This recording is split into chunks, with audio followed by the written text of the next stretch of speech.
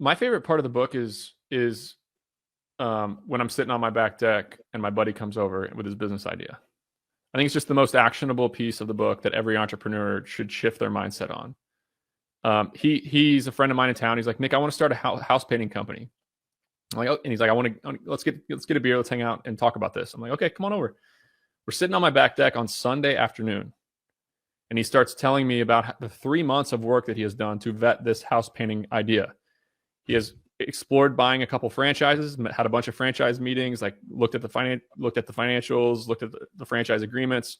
He has built a website. He has got a brand. He has got a logo on Fiverr. He has priced out rigs. Like, he has done everything except actually pull the trigger and get his first customer, which I think is not the best way to approach it, by the way. But he's like, Nick, what do you think of my idea? And I was like, it doesn't matter what I think.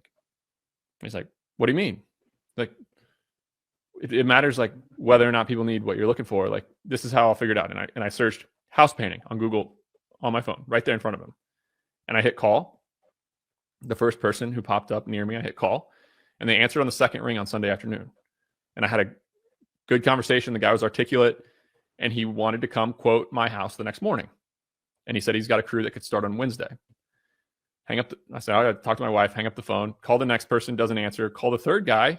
And he is like very aggressively wanting my business. He gives me a price. He looks at my house on Google Maps while I'm talking to him, gives me a price, and says his crew can be there first thing in the morning to start the job. Third conversation was very similar. This is on Sunday afternoon when people should be with their families. They should not be chasing business. And by like the fourth or fifth call, 10 minutes in, I just hang up the phone. I'm like, what do you think of this business? And he's like, damn, I don't want to compete with those guys. Yeah. So I have a whole chapter in the book on literally how to vet a business idea.